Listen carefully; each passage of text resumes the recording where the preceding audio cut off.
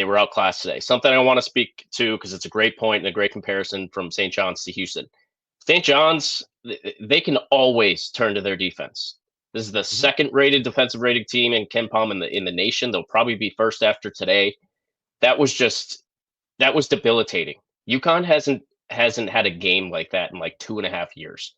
The Creighton game at Creighton 2 years ago is probably the one that I would point to. But something that speaks to the philosophy and just the basketball genius that is Rick Pitino. I've been watching that Red Storm Rising featured that they're doing for the team on Vice, and you really start to get a behind the scenes look at how he thinks and how he approaches the game. They highlighted his he was one of the first guys ever in college basketball in the 80s with the Providence team to adopt the 3-point line and how to think differently.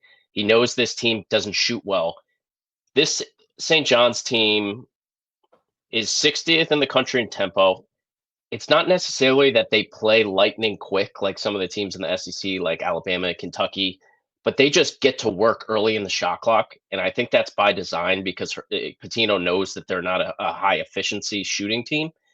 They take 66 shots per game. That's the third most in the country. But more importantly, it's their shot differential. They take 8 more shots per game than their opponent, which is top 5 in the country. Yep. That happened again today, and it's like when they're playing this heads up, just physical defense. They're bigger than you. They don't stop.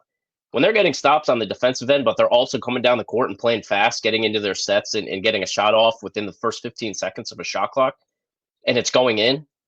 That's a Final Four recipe.